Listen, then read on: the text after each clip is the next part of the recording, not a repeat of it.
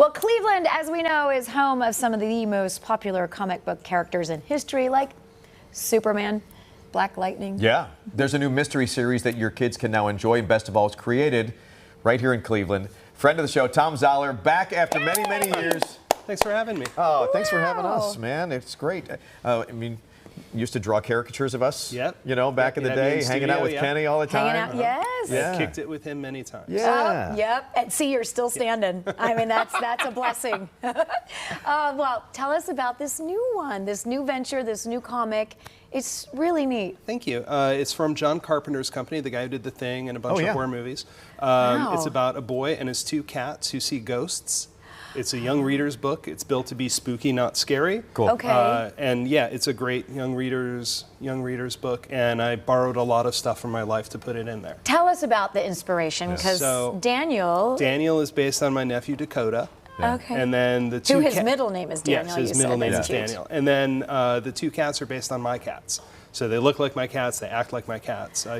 Yeah. And what are their names? Mal and Halloween. Aw, that's cool. so cute. Well, there goes the spookiness from the Halloween right there.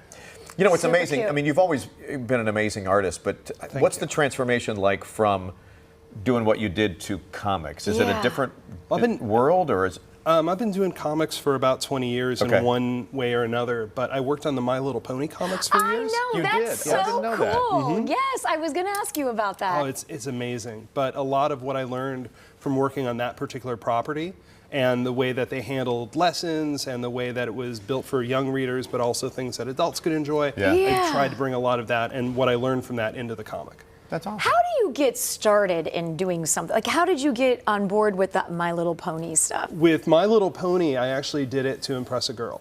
Nice. Oh, I love that. Well done. That's, Well I done. mean, I'm impressed. You can understand how that would, that's a good one. When you talk about that age range, so you're looking like almost like late elementary school. Yeah, like 6 to 10 in that general area. Kind of getting and comic book are so popular. We just had Free Comic Book Day here last weekend, and getting kids to read. Some kids don't want to, but this is a great way to introduce them. And encourage them. That's so part true. of how I got started reading. My parents taught me when I was really young, and they used comics as reward system. So I had a lot of comics, and they had a really well-behaved kid.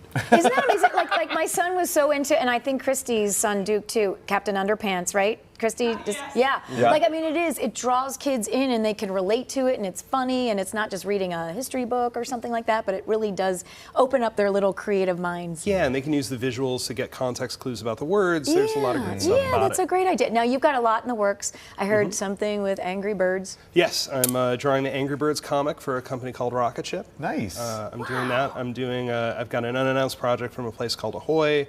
My comic Long Distance is going to be collected up in the next month, and then I travel and do comic conventions all across the country and world now. So you were in Paris last year. I was in Paris in January. Tell us about that. I did an artist residency at a place called Chateau Orchavaux, which looked like Downton Abbey, and I was there for 2 weeks with about 20 other artists, and it was just an amazing experience. When you go to these conventions, obviously there's a passionate fan base that loves what you do, and you're probably drawing things for them and signing things. Yeah, signing a lot of stuff, doing That's got to be so rewarding to know, from an artist standpoint, that you're reaching so many people. Yeah, the hard part about what I do is there's a lot of me that's in an 8x20 room in my house alone for months at a time. So being able to go there and see the connection that you have with people. I've had people come up to me and said, some of my relationship comedies said that my book made them a better person, and I take that really to heart. That's amazing. What is your ultimate goal? Like, where do you see going next? Oh, I would love any of these things to be turned into a movie or a TV show. Oh, wow. But also, like, I really like just telling stories. So I don't want to do something just to make it something else. I want to make the best thing that I'm making. So I just love writing and telling comic book stories. Well, you do it well. Thank you. You really do it well. I can't wait to see this. Where can we get the Ghost Whisperers?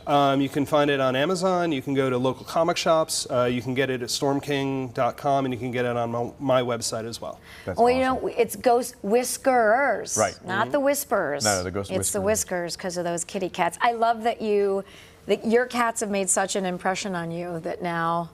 That's so cool. They're such a big part. There they are. There they are. Yep, that's Halloween and Mal. Halloween is the orange one. Thom, man, thanks for coming in. Great to see you again. They're beautiful. It's been too long. They're so pretty. Aw. Thank you.